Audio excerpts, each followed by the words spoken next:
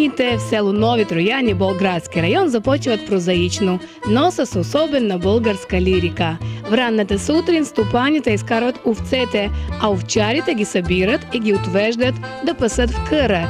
И тази традиция е еднаква за всички. Дори директора на училището и участничката в ансамбъла Български сърца Валентина Константинова, както и нейните кумшийки, също започват своя ден с грижите за овцете.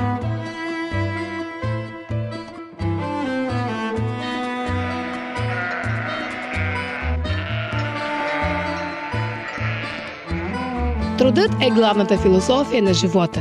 В това е убеден и най-музикалният човек в селото Иван Брадарски. Човека, който целият си живот отдава на песента. Тя звучи в душата му дори тогава, когато той стопанисва, когато се занимава с домакинските работи. А дойде ли някой на гости, тази песен, подсладена от приготвеното от него руйно и много вкусно вино, започва да се лее и да топли много човешки сърца. Ай, налей ми, старо майко, налей да изпиям, че нелесно се забравя първата любов. Ай, налей ми, старо майко, налей да изпиям, че нелесно се забравя първата любов. Ей, майко моя ти, що ме остави, що ме забрави?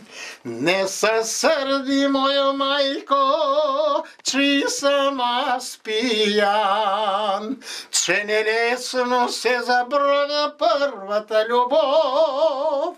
Не се сърди, моя майко, че съм аз пиян, че нелесно се забравя първата любов.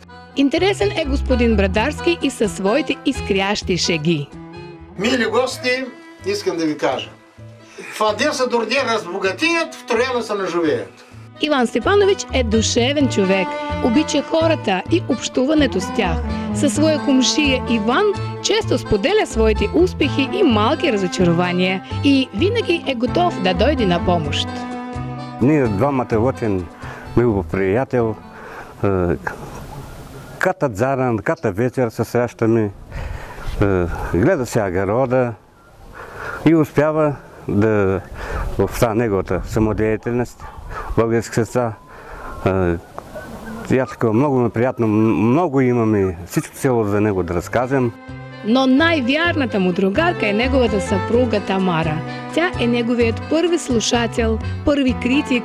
Тя е тази, която до късно го чака след концертите и репетициите, а след това заедно с него се радва на наградите, които той донася от най-различни краища на Украина и България.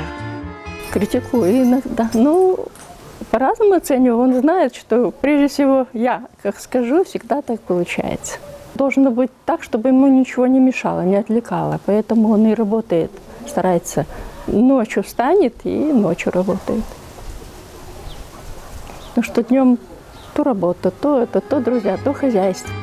Всеки ден, дори и през нощта, ръководителя на образцовия самодеен ансамбъл Български сърца, господин Брадарски, добавя ново звучание в песните, които изпълняват вече повече от 20 години. Пропуска ги през своето съзнание и душа, доработва ги, внасяйки троянски мотиви и настроения. Този труд не е лесен, затова пък резултата е на лице.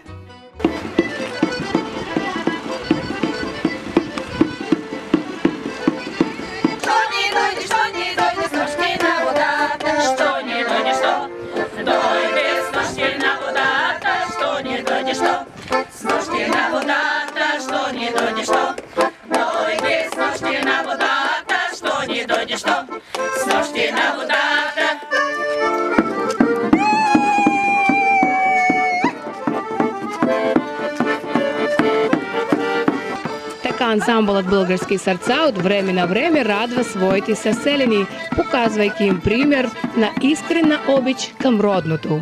Редом до Иван Брадарски винаги има много деца, които се учат от него как да пеят добре и как да станат достойни хора на своето село и страна. Хода на хор у Иван Степанович.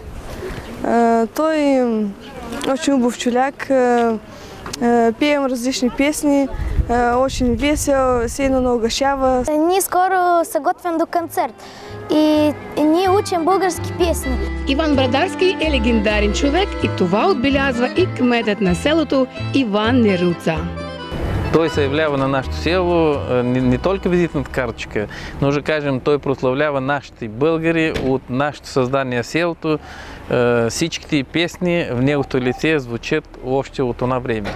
Си обичам песните, си обича работа, си обича колектива и се отдава всичката жизнь на блага колектива, на блага селото. Очень помагаме на колектива с костюми, с инструмент и с выездами на мероприятия, где-то той излява не съде у нас тук в района, в село и в област, но и на чужбини. В България ездят често, в други страни. Иван Иванович често посещава репетициите на ансамбъла Български сърца, за да пита имат ли нужда те от някаква помощ. Но даже и да идва по работа, остава с артистите надълго, за да се наслади на тяхното прекрасно изпълнение. Селска Орисия мъчна, намази стар баща, гори в планината, българска земя цъфти. Ой ти, майко, майко пиеш майчине очи. Ой ти, майко, майко пиеш майчине очи, заклетото дете.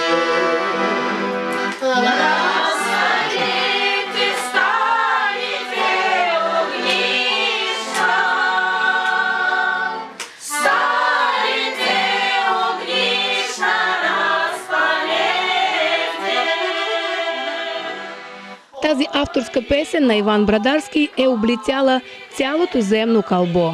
Тя е стопляла хиляди сърца и отново звучи искрено и с любов.